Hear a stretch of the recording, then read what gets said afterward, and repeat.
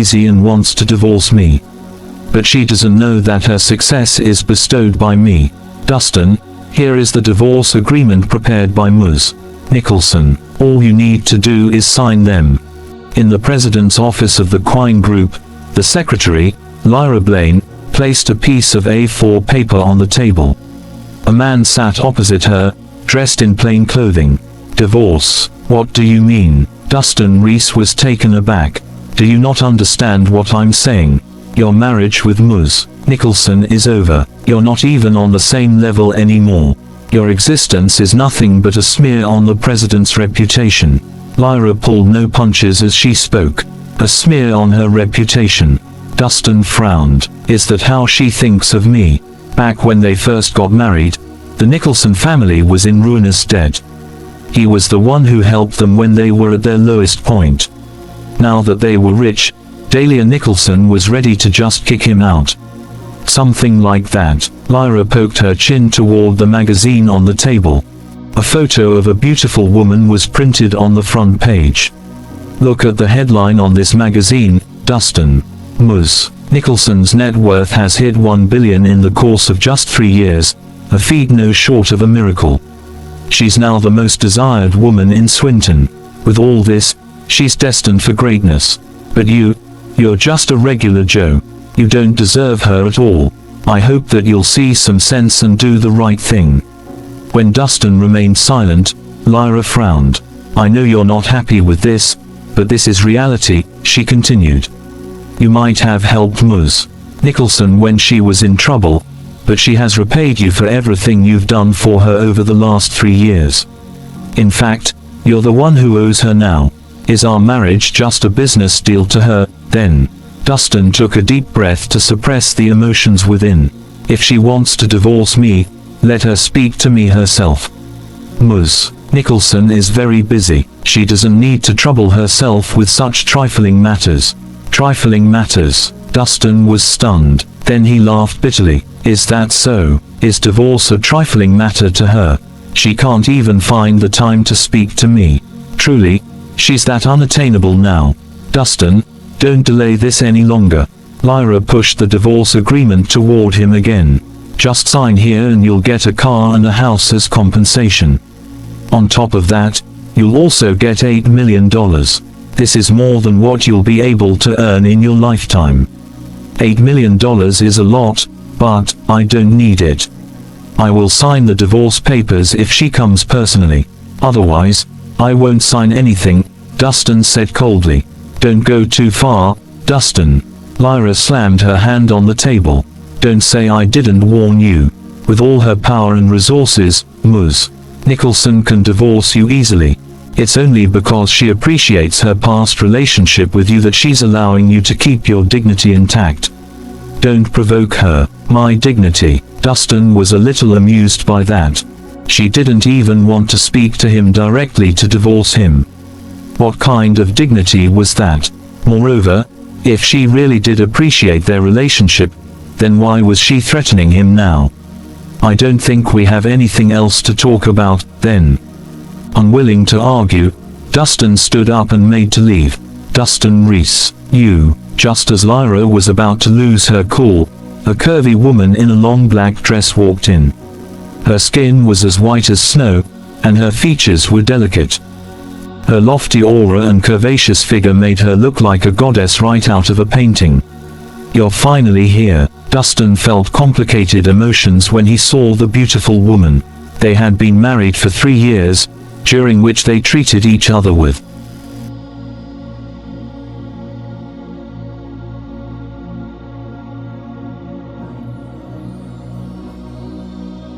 Dahlia was about to deny it when she gave it a second thought. In the end, she nodded. You can say that. Okay, I hope you're happy with him. Dustin smiled and signed the divorce agreement without any more hesitation. All he felt now was disappointment. Ironically, today was also their wedding anniversary. There was cruel humor in divorcing him on the day they had gotten married.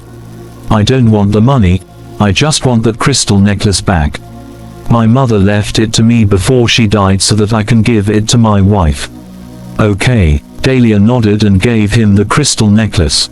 From today onward, we will have nothing to do with each other. Dustin put on the necklace and left. He had no more gentleness in his expression. All that was left was distant aloofness. Did I do the right thing, Lyra? Dahlia asked hesitantly. Even though she was the one who asked for the divorce, she didn't feel happy at all when it was finalized. Of course you did, Lyra nodded. You have the right to pursue happiness. Dustin does not deserve you at all. He'll only bring you down with him. You're destined to be the most powerful woman in Swinton. Dahlia did not answer her. As she watched Dustin leave, she felt as if she was losing something precious. In the elevator, Dustin stared at the crystal necklace dejectedly. Even though he had expected it, he was still sad that his marriage had ended just like that. He had once thought that happiness was simple, meals on the table, cheerful days, and simple pleasures. Now, he found out that normalcy was a sin. It was time to awaken from this prolonged daydream. Suddenly, his phone rang, breaking him out of his trance. When he picked up the phone, a familiar voice came from the other end. Mr. Reese, I'm Hunter Anderson from the Swinton Group. I heard that today your wedding anniversary with Ms. Nicholson, so I've prepared a gift for you. I'm just wondering if you have any time today. Thank you for your kindness, but I'm afraid we won't be needing the gift, Dustin said. Why? Hunter was taken aback. He could sense something wrong. Is there anything else you'd like to talk about, Mr. Anderson? Actually, yes, there is. Hunter cleared his throat awkwardly. I've got a friend who contracted a strange illness. He's seen a lot of doctors, but none of them could do anything about it. I was hoping that you could help. Mr. Anderson, you know my rules. Of course I do. I'm sincere in my request. My friend owns some Canskora, which I remember you were looking for. I'm sure he'll be willing to part with it if you help him, Hunter said. Is this true? Dustin asked seriously. Yes, it is. Alright. If that's so, then I'll be willing to take a look. Dustin immediately agreed to the request.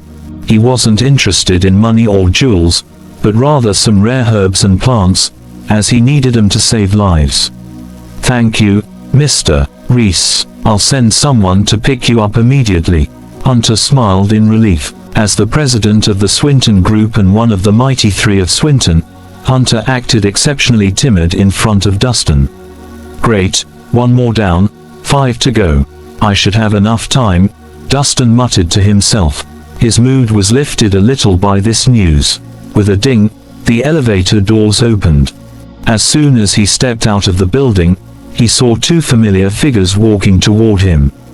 It was Dahlia's mother, Florence Franklin, and her brother, James Nicholson. Mom, James, why are you here? Dustin greeted. Did you and Dahlia get divorced?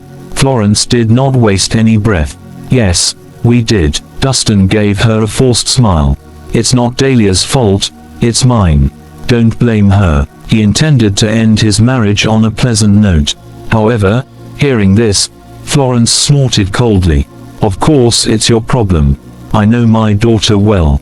If you hadn't done anything wrong, why would she divorce you?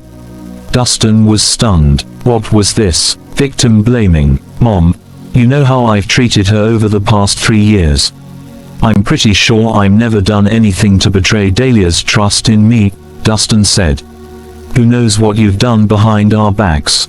Florence snorted again. My daughter was right to divorce you. Look at yourself. She's clearly out of your league. Mom, don't you think you're going too far? Dustin frowned.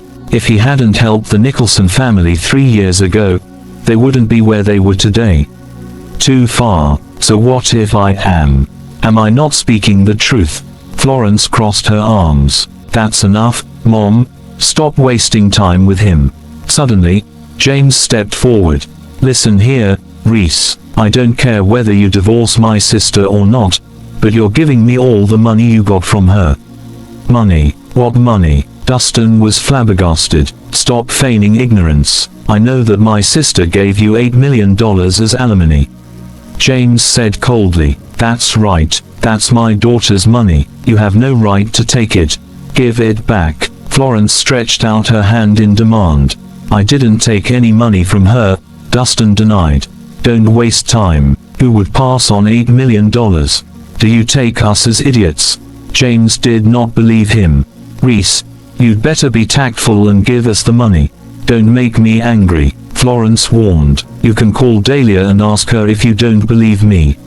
Dustin did not wish to explain himself any further. What now? Are you threatening us? Listen here. No matter how much you beg, I'm not letting you leave with a single cent of ours. Florence snarled. Mom, he's too dense for this. Let's just search his pockets. James said impatiently. He dove straight into Dustin's pockets. Florence followed suit. Mom, do you have to do this? Dustin frowned. He hadn't expected to be accosted by the Nicholson family so soon after the divorce. They were really merciless. Florence spat on the ground in disgust.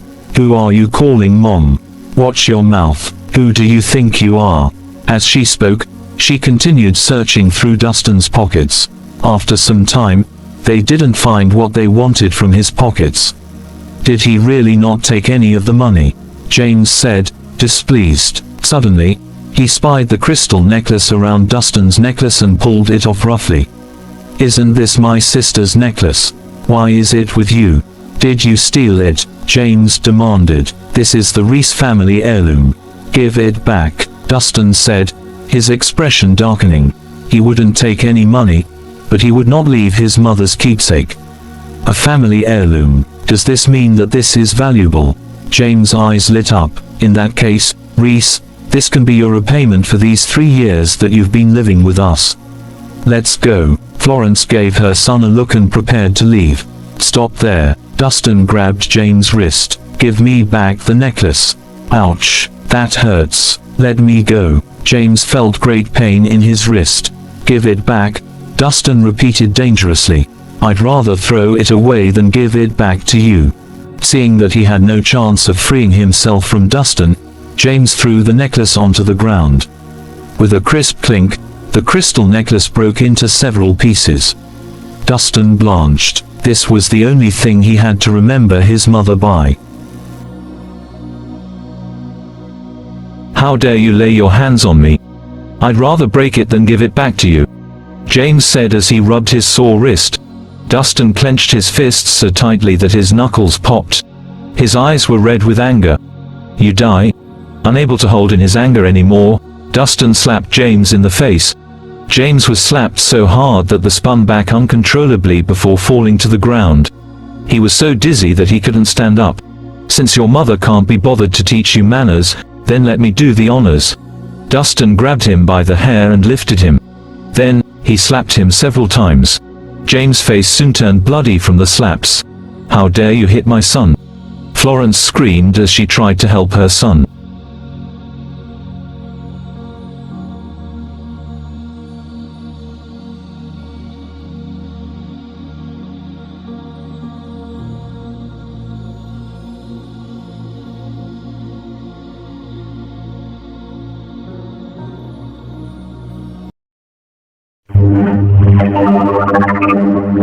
Thank you.